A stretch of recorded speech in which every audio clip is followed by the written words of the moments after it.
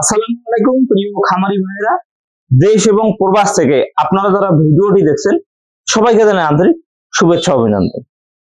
আজকে আমি আপনাদের সাথে যে বিষয়টি নিয়ে কথা বলবো সেটা হচ্ছে যে একটা গরুকে কৃমি মুক্তকরণ আপনি কিভাবে করবেন, একেবারে সঠিক উপায়ে কিভাবে কৃমি মুক্তকরণ করবেন, এই বিষয়টি নিয়ে আজকে আমি আপনাদের সাথে আলোচনা করব।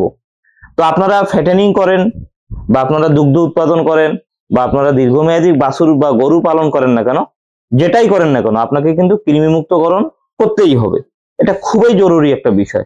এবং কৃমি মুক্ত করার পরে কিছু কাজ থাকে, কি কি কাজ করলে আপনাদের গরুর কোনো সমস্যা হবে না, গরুর রুচি ঠিক থাকবে, এই বিষয়গুলো নিয়ে যদি আপনারা জানতে চান তাহলে কিন্তু আমার ভিডিওগুলো অবশ্যই আপনারা অনুসরণ করবেন।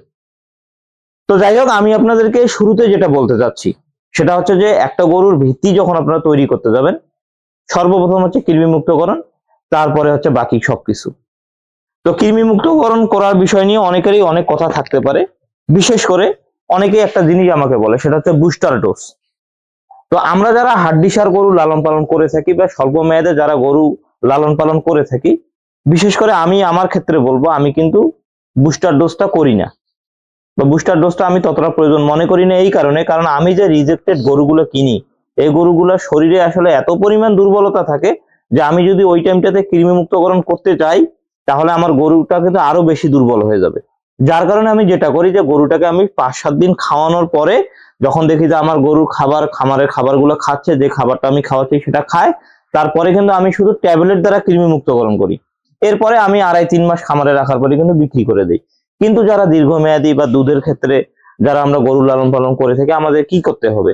বুস্টার ডোজের বিষয়টা আমি যদি আপনাদেরকে এক কথায় বলি, সেটা হচ্ছে যে আমাদেরকে 3 উপায়ে এই কাজটা করতে হয়। একটা হচ্ছে যে আমাদেরকে প্রথমে ট্যাবলেট দ্বারা কৃমি মুক্তকরণ করতে হয় গোল কৃমি, ফিতা কৃমির ক্ষেত্রে।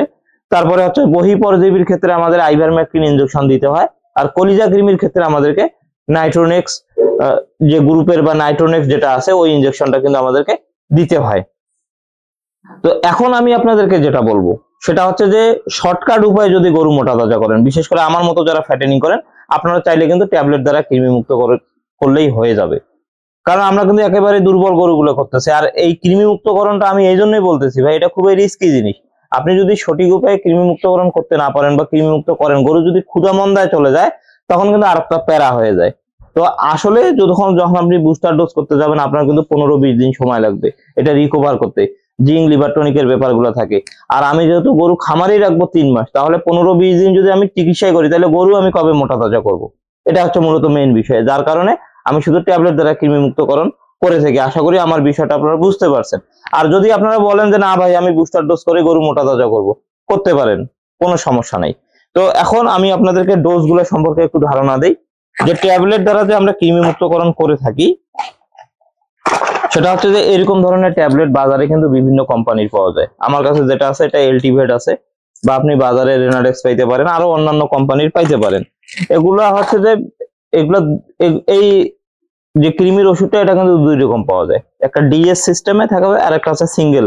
তো সিঙ্গেলটা হচ্ছে কি 60 থেকে 70 কেজির জন্য একটা, আর যেটা ডিএস সেটা এলটিভেট ডিএস হতে পারে, সেটা ট্রাইলেভেট হতে পারে, বা সেটা ধরেন আপনার রেনাডেস ডিএস হতে পারে। যেটাই হোক না কেন, মনে করেন এটা এক একটা গরুর ক্ষেত্রে 100 কেজি, 90 থেকে 100 কেজির ক্ষেত্রে একটা ব্যবহার করতে হয়। এটা খুবই সিম্পল বিষয়, এগুলো নিয়ে অনেকবার বলছি। এখন মূলত মেন যেটা বিষয় দেখাবো সেটা হচ্ছে যে কলিজা কৃমির ইনজেকশন কিভাবে দিবেন। তো তার আগে এই গরুটা আপনাদেরকে দেখাই, এই বাছুরটাকে। এই বাছুরটা কিন্তু আমি খামারে আমার যতদূর আসলে ইচ্ছা আছে যেটা খামারে অনেকদিন রাখবো, এটা আমি বড় করে দেন বিক্রি করব। তো আসলে এর কিন্তু যথেষ্ট ইমপ্রুভ হয়েছে, কিন্তু হাইটটা যথেষ্ট ইমপ্রুভ হয়েছে। দেখুন এর কিন্তু উচ্চতাটা বাড়ছে, কিন্তু শরীরে মাংস লাগছে তবে বোঝা যায় না, কারণ লোমগুলো কিন্তু এখনো উস্কো খুস্কো আছে। আর এটাকে কিন্তু এখনো আমি কলিজা কৃমির ইনজেকশনটা এখনো করিনি। এই কারণেই করিনি কারণ এটা এত পরিমাণ দুর্বল নিয়ে আসছিলাম। আসলে যদি আমি পুরোটাই ডোজ কমপ্লিট করি এর কিন্তু রুচিতে সমস্যা হয়ে যাইতো। যার কারণে কিন্তু এখন আমি আগের থেকে অনেকটা সবল হয়ে গেছে, এখন কিন্তু আমি ওই কাজগুলো করব। এবং এর পরিবর্তনটা যদি আমি আপনাদেরকে একটু দেখাই, এর লোমগুলা দেখুন, লোমগুলা যদি আমি আপনাদেরকে একটু টেনে টেনে দেখাই, আপনারা হয়তোবা বলতে পারেন যে আমি ভিডিওতে হয়তোবা আপনাদের আকর্ষণ করার জন্য এই কথাগুলো বলে থাকি, কিন্তু বাস্তবে কিন্তু যেটা সত্যি সেটাই বলি। দেখুন পরিবর্তনগুলো দেখতে পাচ্ছেন? এই যে এক্সট্রা যে লোমগুলো আছে এই এক্সট্রা লোমগুলো সব উঠে যাবে। উঠে যাওয়ার পরে দর্শক এই গরুটাকে কোনো এক সময় আমি ইনশাল্লাহ সবকিছু যদি ঠিকঠাক থাকে এই গরুটা দেখবেন যে এক সময় আমি অনেক ভালো দামে বিক্রি করছি। এই জিনিসটা আমি আপনাদেরকে পূর্বে বলে রাখলাম। ইনশাল্লাহ যদি সবকিছু ঠিকঠাক থাকে। এখন আমি যেহেতু এটা দীর্ঘমেয়াদী রাখবো, এটার পরিচর্যাটা একটু স্পেশালি নিতে হবে। যদি এটা কম দিন রাখতাম তাহলে কলিজা কৃমি দিতাম না, এখন এটাকে আমি কলিজা কৃমির ইনজেকশন দিব। এর লাইভ ওয়েট কত হবে দেখুন, এর লাইভ ওয়েট কত 55 থেকে 60 কেজির মতো হবে। তো 55 থেকে 60 কেজির লাইভ ওয়েটের একটা বাছুরকে আমি যদি 2.5 থেকে 3 সিসি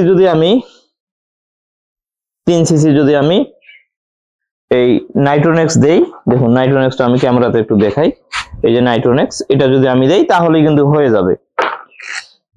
এখন এটা দিতে হবে চামড়ার নিচে, আর চামড়ার নিচে কিভাবে দিতে হবে আমি আপনাদেরকে দেখাই। আপনারা এমন ভাবে ধরবেন যাতে এটা মাংসে না যায়। তো আসলে আমি অনেকক্ষণ চেষ্টা করলাম, একাই এই গরুটাকে আমি ইনজেকশন দিতে পারছি না, এজন্য আমি বরাবর একটু সহযোগিতা নিচ্ছি। তো এমন ভাবে আসলে ইনজেকশনটা দিতে হবে, কারণ চাইলে দিতে পারতাম, তবে কোনোভাবেই এই ইনজেকশনটা কিন্তু মাংসে লাগানো যাবে না, এটা কিন্তু চামড়ার নিচেই দিতে হবে। তো দেখুন, এই জন্য আপনাদেরকে যেটা করতে হবে, এই চামড়াটা আছে এইভাবে নিতে হবে, ভালো করে ধরেন। তোমরা আসো তো কাকা, ভালো করে একটু ধরতে হবে, খুবই সেন্সিটিভ জিনিস, আরো বাছুর তো এই জন্য আমি একটু বেশি সতর্কতা অবলম্বন করতেছি। দেখেন পা খুঁজবে এবার, থাকেন ধরো ধরো না নড়ে আর না, তাই তো।